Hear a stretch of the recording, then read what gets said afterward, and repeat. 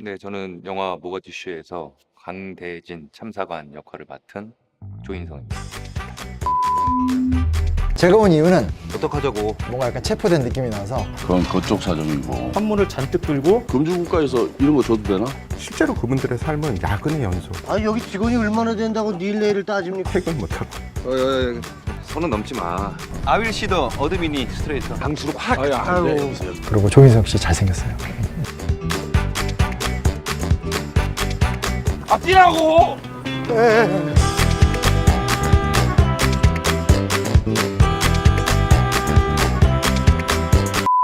제가 온 이유는 최근에 흥행 굉장히 뜨겁게 열풍을 불고 있는 모가디슈라는 영화가 있어서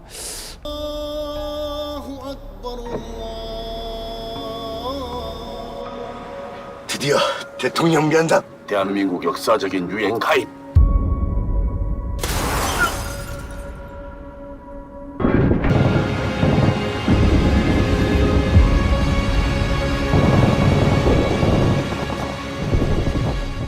그 91년 때 소말리아 내전 당시에 있었던 사회 혼란, 그리고 그곳에서 우리만이 아니라 남한과 북한이 같이 겪었던 어떤 일화를 바탕으로 만든 영화이기 때문에 그 안에서 보여주는 남북한의 관계, 외교의 관계, 국제 관계 뭐 이런 얘기를 싹 잡아서 얘기를 해보려고요.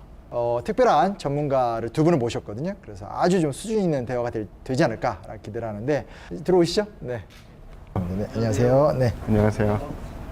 예, 안녕하세요. 저는 국립외교원에서 아프리카를 담당하고 있는 김동석입니다. 특히 이제 아프리카 안보 이슈에 이제 관심을 가지고 있습니다. 안녕하세요. 저는 태상호라고 하고요. 군사 전문 기자도 하고요.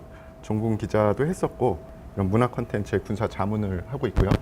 안녕하세요. 저는 이제 역사가고요. 역사 책 쓰고 역사 연구하는 사람인데 사실은 뭐 저는 한국 현대사 주로 위주로 많이 공부하고 하는데 어떻게 하다 제가 여기 불려왔고 제 의견만 물어볼 줄 알았더니 갑자기 슬쩍슬쩍 껴들면서 사회를 봐라 뭐 이런 식으로 하여튼 만나뵙게 돼서 반갑고요. 저희가 그러면 이제 이 영화를 두고 여러 가지 좀 얘기를 나눠볼 수 있지 않을까. 또 단순하게 영화만 이야기하는 것이 아니라 그 속에는 여러 가지 이면의 의미 같은 것들도 좀 같이 나눠볼 수 있을 것 같은데 저는 어제 봤습니다. 어제 오후에 봐가지고 이제 뭐 아직도 기억에 지금 생생한데 우리나라 대사가 선물을 잔뜩 들고 갔는데 괴한을 만나가지고 이제 뛰어가서 10분 늦었다고 이제 취소가 되고 근데 이제 북한 대사는 이제 막 이제 만나러 가고 이런 걸 보면서 이제 야, 그 당시에는 많은 아프리카 국가에서 북한이 우리나라보다 이제 그 나라와의 관계에서 우위에 있었구나 하는 생각이 들더라고요.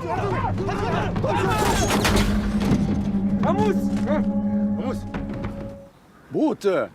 어떻게 잡은 대통령 면담인데? 일단 뛰어. 앞뒤라고.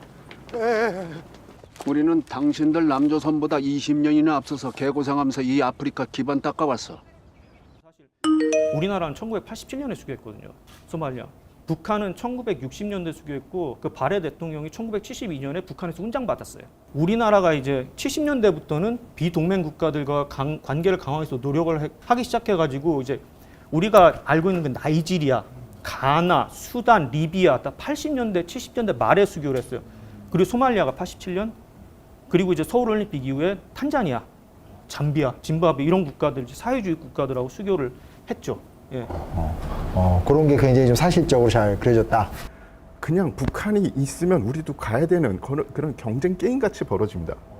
그래서 얼마나 재미난 상황이 벌어지냐면 북한이 가 있으면 우리가 가야 되고 북한이 안 가 있어도 우리가 가야 되고. 저도 동의를 하고요. 사실 남북 간의 이제 외교전이 치열했던 게 이제 1960년대 이제 아프리카 국가들이 대거 독립을 합니다. 그러면서 유엔에서 총회에서 이제 한 표씩이잖아요.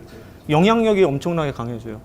근데 당시에는 한반도 문제가 유엔에 상정됐을 때였고 남과 북이 자기 어떻게든 유리하게 하려고 아프리카를 놓고 경쟁을 하던 때였습니다. 근데 이제 북한이 조금 유리했던 게 60년대, 70년대 코드가 맞았어요. 아이디올로지 코드가 맞았어요. 반제국주의, 비동맹, 우리나라는 미군 거주하고 있죠. 미군이 있고 베트남전 파병을 했고 그렇기 때문에 아프리카 국가들이 우리나라를 인식하는 게 달랐어요. 그전에는 북한하고 수교하면 외교관계가 끊었어요. 그 할슈타인 원칙이라고 하는데 70년대부터는 수교한 거 좋은데 우리하고도 수교해달라. 그리고 우리의 때 좀 더 이렇게 오게 여러 가지 외교 전술을 이제 외교전을 펼쳤고요. 그 다음에 이제 또 하나의 모티브는 이제 서울올림픽이에요. 모스크바 때 이제 서방 국가들 불참했죠. LA 때 공산 국가들 불참했죠. 88년에는 다 와야죠. 그러니까 이제 우리나라가 전방 외교를 진짜 아프리카 국가들 동유럽 뭐 다 참여할 수 있게 그렇게 이제 외교전을 하면서 이제 좀 대아프리카 외교를 좀 강화했죠. 그때 이제 전두환 대통령이 이제 아프리카 4개국 가고 막 그랬던 게 다 그런 맥락입니다. 그러니까 그런 게 뭐라고 해야 되나, 그러니까 그때를 좀 사셨던 분들 입장에서는 어떻게 보면 이제 다 몰라도 어느 정도 이미지를 기억하시겠지만 또 젊은 세대들 입장에서는 사실 낯설잖아요. 현재 대한민국과 북한의 관계의 위상이 너무 다르기 때문에 영화를 보면서 저 때는 왜 저래? 라든지 그런 게 또 거꾸로 보면서 야, 저 때 저런 시절도 있었구나 하면서 한국 현대사를 이렇게 좀 밟아보는 그런 또 재미가 영화에 또 있는 것 같아요. 맞아요. 그래서 이게 역사로 좀 길게 갔고 외교사로 좀 길게 갔지만 제가 말씀드리고 싶은 것은 현대사의 가방을 여는 순간 우리가 70년대, 80년대 그리고 올림픽이 그 안에 다 들어있는 거를 정말 교묘하게 보여줬어요. 우리 이집트 나오잖아요. 이집트 그때 미수교국이었어요. 우리 되게 친한 줄 아는데 이집트는 우리 북한하고 친한 나라. 그 영화 보면 많은 분들이 거기서 당황하시더라고요. 중동 전쟁 때 이집트 편에서 이제 지원을 많이 해줬어요. 뭐 그러니까 우리나라는 이제 영사관이야 설치했지만 뭐 수교를 못했던 거죠. 근데 95년에 수교를 했어요. 그때 되게 정택 대사님이 노력을 많이 하셔가지고 그 회고록 있어요. 제가 나중에 다 이렇게 북한하고 친했던 국가들하고 이제 수교를 하게 되고 이제 그렇지만 이제 이 국가들은 이제 좀 등거리 외교를 하는 거죠. 예. 우리나라는 이제 경제적으로 좀 발전하고 그러니까 우리나라의 경제개발 모델을 좀 본받자 뭐 아프리카에 군사 교관을 파견한다라든지 원조 같은 거 진행한다든지 하면서 진짜 아프리카랑 북한은 참 인연과 연관이 깊은 것 같아요. 벌써 그렇게 상대가 강한 영향력을 행사하는 그곳에 거기에 가가지고 다시 돌파를 해야 된다는 게 그분들이 그때 당시에 얼마나 힘들었을까 그런 생각도 하게 됐어요.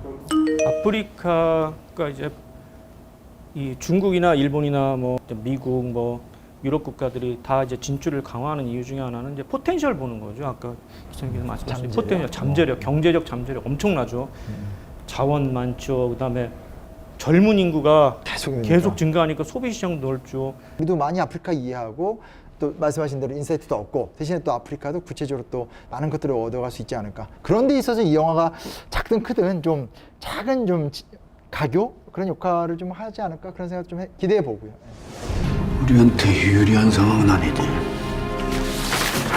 자, 여기서 500km 남쪽의 키스마요 항구까지만 가면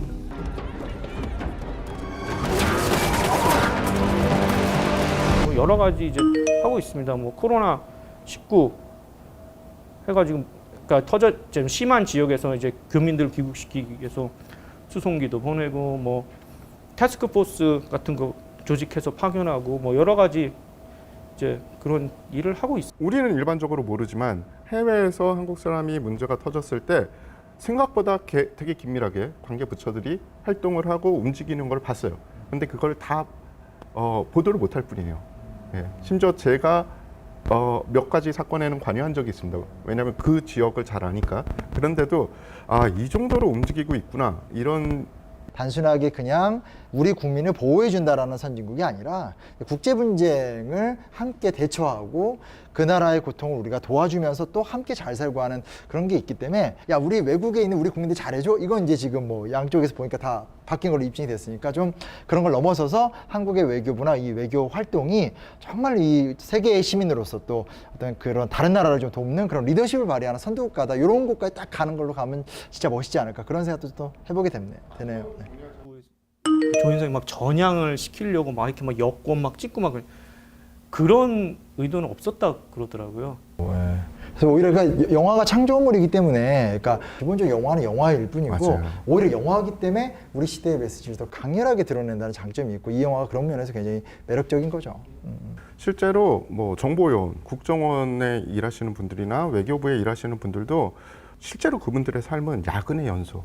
그분들이 쫙 캐리어 중에 어떤 특이했던 일 이런 거를 잘 만들어서 이제 보여드리는 거죠. 좀 궁금했던 게 영화 보니까 굉장히 좀 이렇게 전투씬이라고 하긴 그렇고 내전의 그 격전의 모습이 너무 리얼하고 생생했고 뭐 총쏘는 소리도 너무 느낌이 달라서 그런 것들을 어떻게 무기를 다 어떻게 공수하고 작업을 한 건가요? 이 실총을 개조해서 공포탄이 나가는 총을 우리가 풀업건이라고 합니다.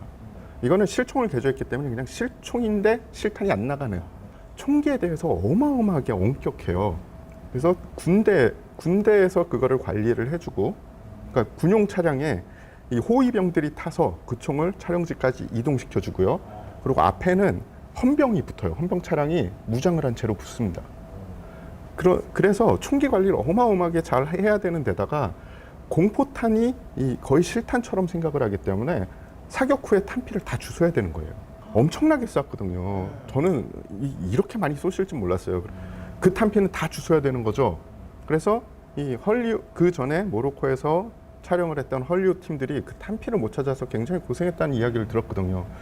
어떻게 찾지? 그런데 스태프들이 한국 분들이잖아요. 그렇죠.